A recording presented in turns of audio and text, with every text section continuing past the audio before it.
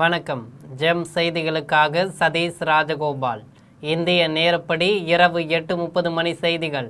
முதலில் ஜெம் தலைப்பு செய்திகளை காணலாம். மாஸ்கோவில் ரஷ்ய அதிபர் விளாடிமிர் புடினுடன் இந்திய வெளியுறவு அமைச்சர் ஜெய்சங்கர் சந்திப்பு. இரு நாடுகள் இடையான பொருளாதார ஒத்துழைப்பு குறிப்பிடத்தக்க அளவில் வளர்ந்துள்ளதாக பேச்சு. இந்திய பொருளாதாரம் மிக வேகமாக வளர்ந்து வருவதாக மத்திய அமைச்சர் பியூஷ் கோயல் பெருமிதம். 2047ஆம் ஆண்டில் 30 லட்சம் கோடி டாலர் மதிப்புக்கு உயரும் என்றும் சுட்டிக்காட்டல். விடுதலை சிறுத்தைகளும் கம்யூனிஸ்டுகளும் தான் உண்மையான இடதுசாரிகள் அணி என அமைச்சர் வன்னியரசு பேச்சு. சாதி ஆணவ படுகொலையை தடுக்க திமுக என்ன செய்தது என்று வினா. பரந்தூர் விமான நிலைய திட்டத்தை கைவிட்டது தமிழ்நாட்டுக்கு செய்யும் துரோகம் என டிஆர்பி ராஜா பேச்சு. தமிழ்நாட்டுக்கு தொழில் வளர்ச்சியில் பின்னடைவு ஏற்படும் என்றும் எச்சரிக்கை. பரந்தூரில் கையகப்படுத்திய நிலங்களை உரிமையாளர்களுக்கு திருப்பி தர வேண்டும். தமிழக அரசுக்கு பாமக சட்டமன்ற உறுப்பினர் சௌமியா வலியுறுத்தல். சிறந்த அரசியல் வில்லனான விஜய்க்கு பாரத ரத்னா விருது கொடுக்கலாம் என்று தினகரன் பேச்சு. பரந்தூரில் கையகப்படுத்தி உள்ள நிலத்தில் விவசாயம் சார்ந்த திட்டங்கள் கொண்டுவர வலியுறுத்தல். கொழும்பில் இலங்கை அணியுடனான 2வது டெஸ்ட் போட்டியில் வலுவான நிலையில் இந்தியா. முதல் இன்னிங்ஸில் 503 ரன்கள் குவிந்துள்ளதால் தொடரை கைப்பற்ற வாய்ப்பு. இனி விரிவான செய்திகளை காணலாம். இந்தியா ரஷ்ய இடையான பொருளாதார ஒத்துழைப்பு குறிப்பிடத்தக்க அளவில் வளர்ந்துள்ளதாக வெளியுறவு அமைச்சர் ஜெய்சங்கர் தெரிவித்துள்ளார். இந்திய வெளியுறவு அமைச்சர் ஜெய்சங்கர் ரஷ்யாவில் சுற்றுப்பயணம் மேற்கொண்டு உள்ளார். அவர் மாஸ்கோவில் அந்நாட்டு அதிபர் விளாடிமிர் புடினை சந்தித்து பேசினார். அப்போது வணிகம், எரியாற்றல், உரம், அணுவாற்றல் ஆகிய துறைகளில் இரு நாடுகளிடையே உள்ள பொருளாதார ஒத்துழைப்பு குறித்து விரிவாக பேச உள்ளதாக கூறினார். இரு நாடுகளிடையே உள்ள பொருளாதார ஒத்துழைப்பு குறிப்பிடத்தக்க அளவில் வளர்ந்துள்ளதாக தெரிவித்தார். சாங்காய் ஒத்துழைப்பு அமைப்பின் மாநாட்டிலும் அதன்பின் இந்தியாவில் நடைபெறும் பிரிக்ஸ் மாநாட்டிலும் ரஷ்ய அதிபரை சந்திக்க இந்திய பிரதமர் ஆவலுடன் உள்ளதாக தெரிவித்தார். இந்தியாவின் பொருளாதாரம் மிக வேகமாக வளர்ந்து வருவதாகவும் விடுதலையின் 100ஆண்டு விழா கொண்டாடும் 2047ஆம் ஆண்டில் அது 30 லட்சம் கோடி டாலர் மதிப்புக்கு உயரும் என்றும் மத்திய அமைச்சர் பியூஷ் கோயல் தெரிவித்துள்ளார். இந்திய வணிகம் தொழில்துறை அமைச்சர் பியூஷ் கோயல் ஜப்பான் தலைநகர் டோக்கியோவில் இந்திய ஜப்பான் தொழில் கூட்டமைப்பு கூட்டத்தில் உரையாற்றினார்.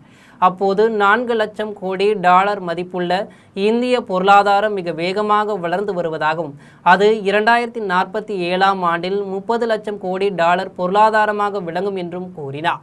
இன்றைய சூழலில் வாழ்க்கை செலவு, வாங்கும் திறன் ஆகியவற்றின் அடிப்படையில் இந்திய பொருளாதாரம் 20 லட்சம் கோடி டாலர் மதிப்பில் உள்ளதாக தெரிவித்தார். உலக அளவில் வளர்ந்த பணக்கார செழிப்பான 38 நாடுகளுடன் இந்தியா தடையற்ற வணிக உடன்பாடுகளை செய்துள்ளதாக அமைச்சர் பியூஷ் கோயல் தெரிவித்தார். இந்தியாவில் உள்ள சுசுகி நிறுவனம் உலக சந்தையில் போட்டியிடும் அளவில் குறைந்த செலவில் கார் உற்பத்தி செய்தது 100க்கு மேற்பட்ட நாடுகளுக்கு ஏற்றுமதி செய்வதாக தெரிவித்தார். ஜப்பான் நாட்டு தொழில் நிறுவனங்கள் இந்தியாவுக்கு வந்து முதலீடு செய்ய வேண்டும் என்றும் கூட்டாக தொழில் செய்ய வேண்டும் என்றும் அமைச்சர் பியூஷ் கோயல் வேண்டுகோள் விடுத்தார். விடுதலை சிறுத்தைகள் கட்சியும் கம்யூனிஸ்டுகளும் உள்ள அணிதான் உண்மையான இடதுசாரிகள் அணி என்று சமூக நீதித்துறை அமைச்சர் வன்னியரசு தெரிவித்துள்ளார். விழுப்புரம் மாவட்டம் திண்டிவனத்தில் உள்ள கிடங்கல் ஏரியை தனியார் பங்களிப்புடன் தூர்வாரும் பணியை சமூக நீதித்துறை அமைச்சர் வன்னியரசு தொடங்கி வைத்தார். அதனைத் தொடர்ந்து செய்தியாளர்களிடம் பேசிய வன்னியரசு அரசியல் கட்சிகளின் கருத்துக்களை கேட்டுவிட்டு ஆணவ படுகொலைக்கு எதிரான சட்டம் கொண்டுவரப்படும் என தெரிவித்தார். சாதி ஆணவ படுகொலையை தடுக்க திமுக என்ன செய்தது என்று வினவினார். பரந்தூரில் விமான நிலையம் அமைக்கும் திட்டத்தை கைவிடுவதென அறிவித்து தமிழ்நாட்டுக்கு தாவைக்கு அரசு துரோகம் செய்துவிட்டதாக முன்னாள் அமைச்சர் டிஆர்பி ராஜா தெரிவித்துள்ளார். சென்னை தேனாம்பேட்டையில் உள்ள திமுக தலைமையகத்தில் முன்னாள் அமைச்சர் டிஆர்பி ராஜா செய்தியாளர்களிடம் பேசினார். அப்போது பரந்தூரில் விமான நிலையம் அமைக்கும் திட்டத்தை கைவிடுவதாக தாவைக்கு அரசு அறிவித்துள்ள நிலையில் கையகப்படுத்திய நிலங்களை திரும்ப ஒப்படைக்க வேண்டும் என்று கூறினார். நிலம் கையகப்படுத்தியதற்காக வழங்கப்பட்ட தொகையை மக்களால் எப்படி திருப்பிக் கொடுக்க இயலும் என்றும் வினவினார். பரந்தூர் விமான நிலைய திட்டத்தை கைவிட்டதால் தமிழ்நாட்டுக்கு தொழில் வளர்ச்சியில் பின்னடைவு ஏற்படும் என தெரிவித்தார். பரந்தூர் விமான நிலைய திட்டத்திற்காக கையகப்படுத்திய நிலங்களை அவற்றின் உரிமையாளர்களுக்கு திரும்பி தர வேண்டும் என பாமக சட்டமன்ற உறுப்பினர் சௌமியா வலியுறுத்தியுள்ளார். சென்னை தலைமைச் செயலகத்தில் பாமக சட்டமன்ற உறுப்பினர் சௌமியா செய்தியாளர்களிடம் பேசினார்.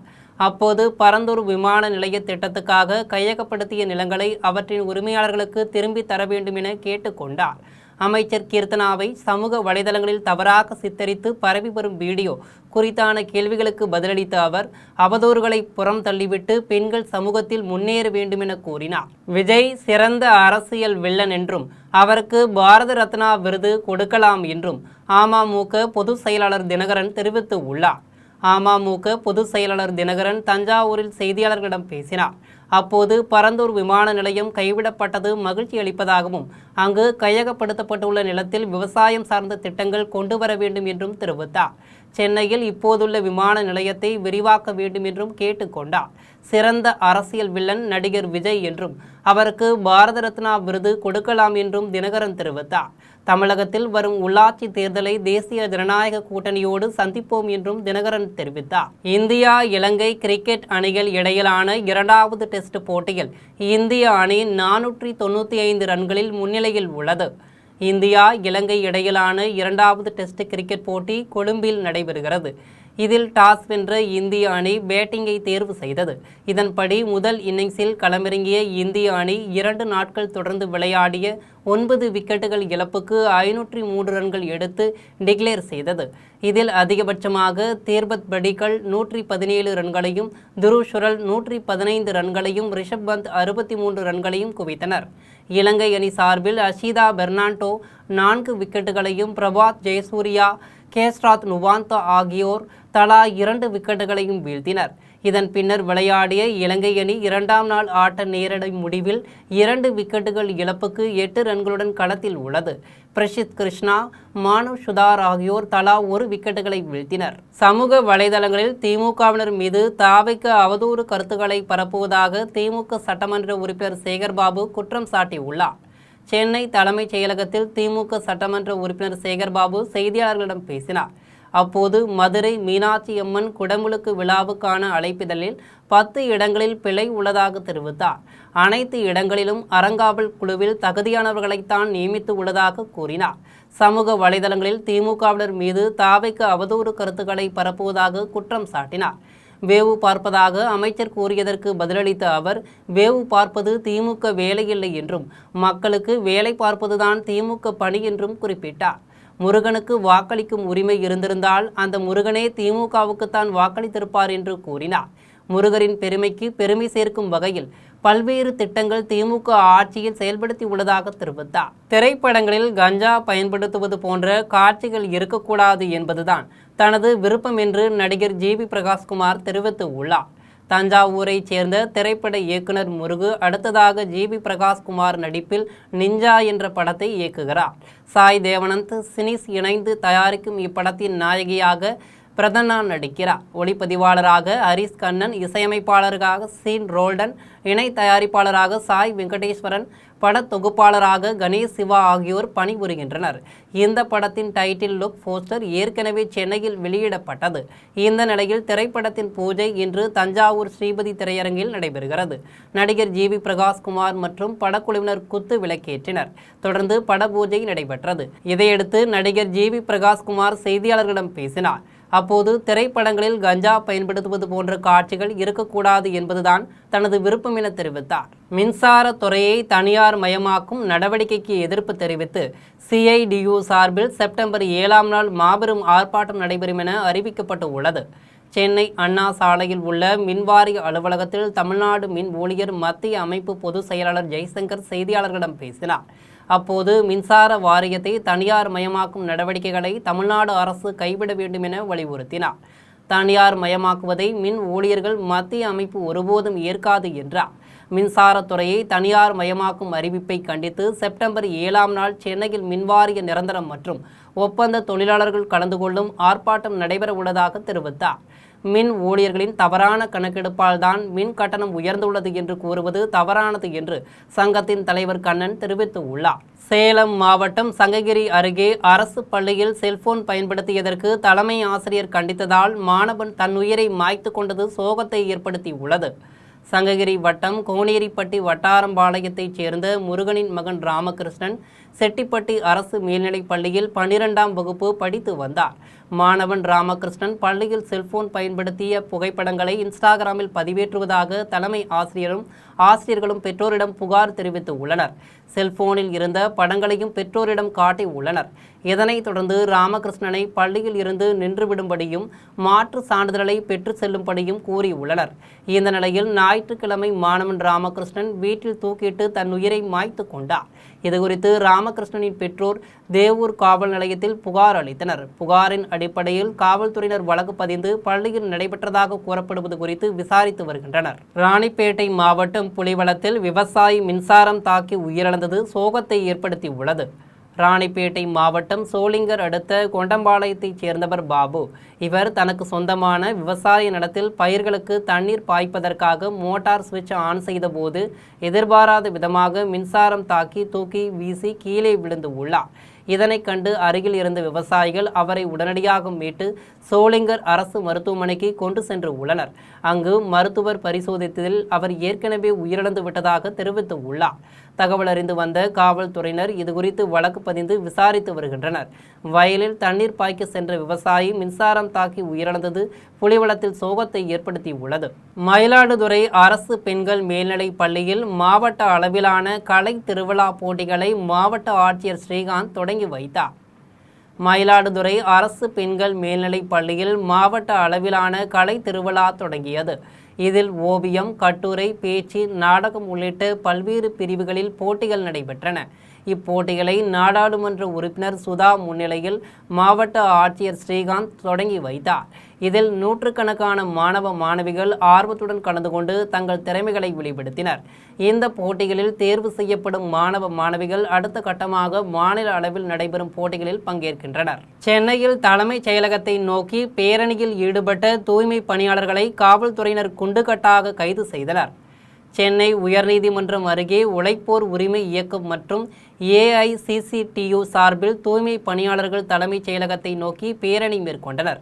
இந்த பேரணியில் பணி நிரந்தரம், ஊதிய உயர்வு, மகளிருக்கு மகப்பேறு விடுப்பு உள்ளிட்ட கோரிக்கைகளை குறித்து முதலமைச்சர் ஜோசப் விஜய் தங்களை அழைத்து பேச வேண்டும் என்று வலியுறுத்தினர். தொடர்ந்து தூய்மை பணியாளர்களை காவல்துறையினர் குண்டுகட்டாக கைது செய்தனர். முதலமைச்சர் உடனடியாக தங்களை அழைத்து பேசவில்லை என்றால் போராட்டம் தொடரும் என தூய்மை பணியாளர்கள் தெரிவித்தனர். கோவில்பட்டி மந்தித்தோப்பு சாலையை விரிவுபடுத்தி சீரமைக்க வலியுறுத்தி கோட்டாட்சியர் அலுவலகத்தை முற்றுகையிட்டு பாஜகவினர் ஆர்ப்பாட்டத்தில் ஈடுபட்டனர். தூத்துக்குடி மாவட்டம் கோவில்பட்டி கோட்டாட்சியர் அலுவலகத்தை முற்றுகையிட்டு பாஜகவினர் ஆர்ப்பாட்டத்தில் ஈடுபட்டனர். இதில் பாஜக கூட்டுறவு பிரிவு மாவட்ட தலைவர் அம்மன் மாரிமுத்து தலைமை வகித்தார். இந்த ஆர்ப்பாட்டத்தில் கோவில்பட்டி நகரில் சேதமடைந்து காணப்படும் மந்தித்தோப்பு சாலையை விரிவுபடுத்தி சீரமைக்க வேண்டும் என்று வலியுறுத்தினர். நரிஊத்து கண்மாயை தூர்வார வேண்டும் என்றும் கோரிக்கை விடுத்தனர். தொடர்ந்து தங்களது கோரிக்கை மனுவை கோட்டாட்சியர் ஹிமன்சு மங்களிடம் வழங்கினர். சென்னையில் தமிழ்நாடு மாநில ஊரக வாழ்வாதார இயக்கம் அனைத்து பணியாளர்கள் சங்கம் சார்பில் பணி நிரந்தரம், ஊதிய உயர்வு உள்ளிட்ட பல்வேறு கோரிக்கைகளை வலியுறுத்தி உண்ணாவிரத போராட்டத்தில் ஈடுபட்டனர். சென்னை எழும்பூரில் தமிழ்நாடு மாநில ஊரக வாழ்வாதார இயக்கம் அனைத்து பணியாளர்கள் சங்கம் சார்பில் உண்ணாவிரத போராட்டம் நடைபெற்றது. இதில் 200க்கும் மேற்பட்ட பெண்கள் ஊழியர்கள் கலந்து கொண்டனர். இதைத் தொடர்ந்து அச்சங்கத்தின் மாநில தலைவர் ஜெகதீஸ்வரி செய்தியாளர்களிடம் பேசினார். 2000க்கும் மேற்பட்ட பணியாளர்கள் 13 ஆண்டுகளாக ஒப்பந்த அடிப்படையில் பணி செய்து வருவதாகவும் அனைத்து வகையான பணிகளை செய்ய சொல்லி ஊழியர்கள் கட்டாயப்படுத்தப்படுவதாகவும் குற்றம் சாட்டினார்.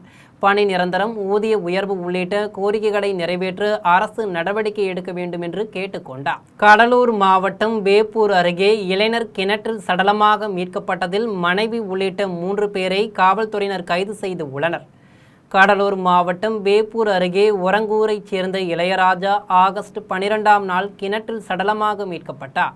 இதுகுறித்து சிறுபாக்கம் காவல்துறையினர் வழக்கு பதிந்து விசாரித்து வந்தனர்.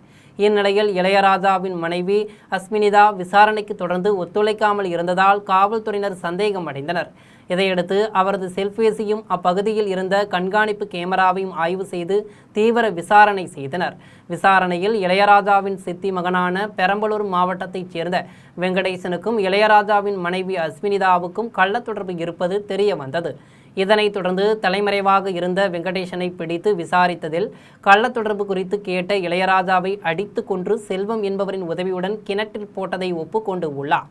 இதையடுத்து கொலையாளி வெங்கடேசன், அவருக்கு துணையாக இருந்த செல்வம் இருவருக்கும் உடந்தையாக இருந்த இளையராஜாவின் மனைவி அஸ்வினிதா ஆகியோரை காவல்துறையினர் கைது செய்து உள்ளனர். சென்னை அருகே பூவிருந்தவள்ளியில் அரசு பள்ளியில் பள்ளி விழுந்த உணவை உண்ட மாணவர்கள் அரசு மருத்துவமனையில் அனுமதிக்கப்பட்டனர்.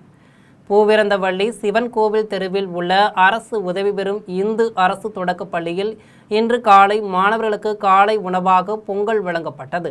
அதனை பள்ளி மாணவர்கள் சாப்பிட்டு கொண்டிருந்த போது சாப்பாட்டில் பள்ளி இருப்பதைக் கண்டு ஊழியர்கள் அதிர்ச்சியடைந்தனர்.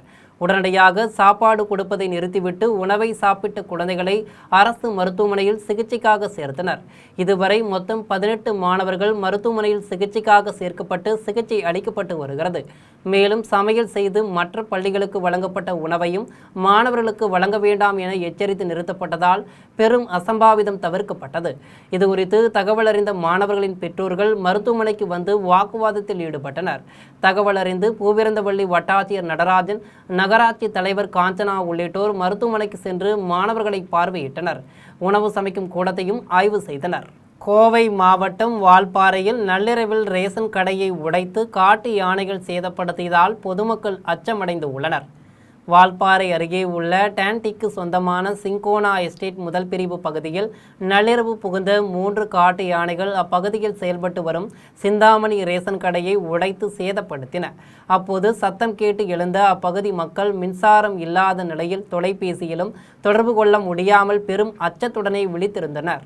எனவே வனவிலங்குகள் அதிகமாக நடமாடும் அப்பகுதியில் இரவு நேரங்களில் மின்தடை ஏற்படாமல் இருக்கவும் காட்டு யானைகள் குடியிருப்பு பகுதிகளில் நுழைவதை தடுக்கவும் நடவடிக்கை எடுக்க வேண்டும் என்று கோரிக்கை விடுத்து உள்ளனர். விழுப்புரத்தில் செயல்பட்டு வரும் நுகர்வோர் நீதிமன்றத்தை திருவண்ணாமலைக்கு மாற்றுவதை கண்டித்து வழக்கறிஞர்கள் சாலை மறியலில் ஈடுபட்டனர். விழுப்புரத்தில் உள்ள நுகர்வோர் நீதிமன்றத்தில் விழுப்புரம், கடலூர், கள்ளக்குறிச்சி மாவட்டங்களைச் சேர்ந்தவர்கள் வழக்கு தொடர்ந்து வழக்குகளை நடத்தி வருகின்றனர். இந்நீதிமன்றம் வாடகை கட்டடத்தில் செயல்படுவதால் திருவண்ணாமலை மாவட்டத்திற்கு மாற்ற நடவடிக்கை எடுக்கப்பட்டு உள்ளது. இதற்கு எதிர்ப்பு தெரிவித்து விழுப்புரம் நீதிமன்ற வழக்கறிஞர்கள் சாலை மறியல் போராட்டத்தில் ஈடுபட்டனர். இதன் காரணமாக போக்குவரத்து பாதிப்பு ஏற்பட்டதை அடுத்து மறியலில் ஈடுபட்டவர்களை காவல்துறையினர் கலைந்து செல்ல அறிவுறுத்திய போது வாக்குவாதம் ஏற்பட்டது. தொடர்ந்து காவல்துறையினரின் பேச்சு நடத்திய பின்னர் வழக்கறிஞர்கள் மறியலை கைவிட்டு அங்கிருந்து கலைந்து சென்றனர். திருவண்ணாமலை மாவட்டம் ஆரணி அருகே மக்கள் குறைதீர் கூட்டத்தில் புகாரை பெற்றுக்கொண்ட கோட்டாட்சியர் உடனடியாக நடவடிக்கை மேற்கொண்டு தனிநபர் ஆக்கிரமித்துள்ள இடத்தை அகற்றியுள்ளார். திருவண்ணாமலை மாவட்டம் ஆரணி கோட்டாட்சியர் அலுவலகத்தில் மக்கள் குறைதீர் கூட்டம் நடைபெற்றது. இக்கூட்டத்தில் விளைச்சித்தேரியில் விவசாய நிலத்திற்கும் மயமான இடத்திற்கும் செல்லக்கூடிய பாதையை தனியால் ஆக்கிரமித்துள்ளதாக கோட்டாட்சியர் சிவாவிடம் புகார் மனு அளித்தனர். தொடர்ந்து வருவாய்த்துறை அதிகாரிகள் அங்கு சென்று ஆக்கிரமிப்பை அகற்றும் பணியில் ஈடுபட்டனர். உடனடியாக நடவடிக்கை மேற்கொண்ட கோட்டாட்சியருக்கு ஊர் மக்கள் நன்றி தெரிவித்தனர். கோவையில் நடைபெற்ற விண்வெளி கண்காட்சியில் மாதிரி ராக்கெட்டை மாணவர்கள் வெற்றிகரமாக ஏவி காட்டியுள்ளனர். கோவை கவுண்டர் மில் தனியார் மேல்நிலைப் பள்ளியில் விண்வெளி கண்காட்சி நடைபெற்றது. இந்த கண்காட்சியில் இஸ்ரோவின் பல்வேறு விண்வெளி திட்டங்கள் மற்றும் ராக்கெட் ஏவுதல்களின் மாதிரிகள் காட்சிப்படுத்தப்பட்டன. செயற்கைக்கோள்கள், ராக்கெட்டுகள், சந்திராயன் உள்ளிட்ட விண்வெளி திட்டங்களின் மாதிரிகள் மாணவர்களின் கவனத்தை ஈர்த்தன. விண்வெளித்துறையைச் சேர்ந்த விஞ்ஞானிகளும் வல்லுநர்களும் பங்கேற்று மாணவர்களுக்கு விண்வெளி ஆராய்ச்சி, ராக்கெட் செயல்பாடுகள் குறித்து விளக்கம் அளித்தனர். கண்காட்சியில் ராக்கெட் ஏவப்பட்ட காட்சி மாணவர்களை பெரிதும் கவர்ந்தது. ராக்கெட் புறப்பட்டு செல்லும் காட்சியை மாணவர்கள் ஆர்வத்துடன் கண்டு ரசித்தனர். திருவள்ளூர் அடுத்த காக்கலூரில் 1.5 கிலோ கஞ்சா, 400 போதை மாத்திரைகள் ஆகியவற்றை வைத்திருந்தவர்களை காவல்துறையினர் கைது செய்து சிறையில் அடைத்து உள்ளனர். திருவள்ளூர், சென்னை மாவட்டங்களில் கஞ்சா புழக்கம் நாளுக்கு நாள் அதிகரித்து வருகிறது. ஆந்திரத்தில் இருந்து திருவள்ளூர் மாவட்டம் வழியாக சென்னைக்கு போதைப் பொருட்களை கடத்தி செல்வது தொடர்கிறது. இந்நிலையில் திருவள்ளூர் அடுத்த காக்கலூரில் காவல்துறையினர் சோதனையில் ஈடுபட்டனர். அப்போது சந்தேகத்துக்கிடமாக நின்று கொண்டிருந்தவரை சோதித்ததில் அவரிடம் சுமார் 1 கிலோ 600 கிராம் கஞ்சாவும் 400 போதை மாத்திரைகளும் இருந்ததை கண்டுபிடித்தனர். அவர் பெயர் திருவள்ளூரைச் சேர்ந்த சங்கீத்குமார் என்பது தெரிய வந்தது. இதையடுத்து அவரை கைது செய்து நீதிமன்றத்தில் நிறுத்தி சிறையில் அடைத்தனர். திருவள்ளூர் தெற்கு மாவட்ட காங்கிரஸ் கமிட்டி சார்பாக இயக்கமறு சீரமைப்பு ஆலோசனை கூட்டம் நடைபெற்றது. தமிழ்நாடு காங்கிரஸ் கமிட்டி இயக்கத்தை அடிமட்ட அளவில் வலுப்படுத்தவும் மாவட்ட அளவில் நிர்வாக பணிகளை முறைப்படுத்தவும் நடவடிக்கை எடுத்து வருகிறது. அதன் ஒரு பகுதியாக திருவள்ளூர் தெற்கு மாவட்ட காங்கிரஸ் கமிட்டி தலைவர் காங்கை குமார் தலைமையில் தாமரைப்பாக்கத்தில் ஆலோசனை கூட்டம் நடைபெற்றது. இதில் மறு இயக்க சீரமைப்பு பார்வையாளர் புதுக்கோட்டை முருகேசன் கலந்து கொண்டு கட்சி நிர்வாகிகளுக்கு ஆலோசனைகளை வழங்கினார். நிர்வாகிகளிடையே ஒருங்கிணைப்பை ஏற்படுத்தி கட்சியின் அடிப்படை கட்டமைப்பை பலப்படுத்துவது குறித்து ஆலோசனை வழங்கப்பட்டது. விருதுநகர் மீனாட்சி சொக்கநாதர் கோவில் ஆவணி திருவிழா தேரோட்டத்தில் ஏராளமான பக்தர்கள் கலந்து கொண்டனர். விருதுநகர் மீனாட்சி சொக்கநாதர் கோவில் ஆவணி பெருந்திருவிழா ஆகஸ்ட் 15ஆம் நாள் கொடியேற்றத்துடன் தொடங்கியது. திருவிழா நாட்களில் நாள்தோறும் சுவாமியும் அம்பாளும் பல்வேறு வாகனங்களில் எழுந்தருளி வீதி உலா வந்து பக்தர்களுக்கு அருள் பாலித்தனர். விழாவின் முக்கிய நிகழ்ச்சியான தேரோட்டம் இன்று காலை நடைபெற்றது. அதிகாலையிலேயே மீனாட்சி சொக்கநாதருக்கு சிறப்பு அபிஷேகங்களும் அலங்கார தீபாராதனைகளும் நடைபெற்றன. தொடர்ந்து மேலதாளங்கள் முழங்க சொக்கநாத பெருமானும் மீனாட்சி அம்பாளும் அலங்கரிக்கப்பட்ட தேரில் எழுந்தருளினர். ஆயிரக்கணக்கான பக்தர்கள் வடம் பிடித்து இழுக்க தேர் 4 வீதிகளிலும் கம்பீரமாக வலம் வந்தது. இதில் ஆயிரக்கணக்கான பொதுமக்கள் திரண்டு வந்து சாமி தரிசனம் செய்தனர். மீண்டும் தலைப்பு செய்திகள். மாஸ்கோவில் ரஷ்ய அதிபர் விளாடிமிர் புடினுடன் இந்திய வெளியுறவு அமைச்சர் ஜெய்சங்கர் சந்திப்பு. இரு நாடுகள் இடையான பொருளாதார ஒத்துழைப்பு குறிப்பிடத்தக்க அளவில் வளர்ந்துள்ளதாக பேச்சு. இந்திய பொருளாதாரம் மிக வேகமாக வளர்ந்து வருவதாக மத்திய அமைச்சர் பியூஷ் கோயல் பெருமிதம். 2047ஆம் ஆண்டில் 30 லட்சம் கோடி டாலர் மதிப்புக்கு உயரும் என்றும் சுட்டிக்காட்டல். விடுதலை சிறுத்தைகளும் கம்யூனிஸ்டுகளும் தான் உண்மையான இடதுசாரிகள் அணி என அமைச்சர் வன்னியரசு பேச்சு. சாதி ஆணவ படுகொலையை தடுக்க திமுக என்ன செய்தது என்று வினா.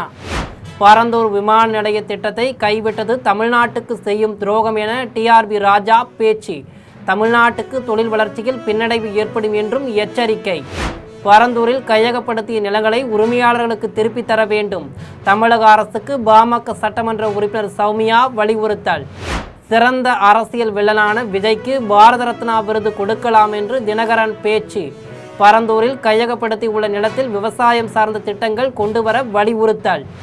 கொழும்பில் இலங்கை அணியுடனான 2வது டெஸ்ட் போட்டியில் வலுவான நிலையில் இந்தியா.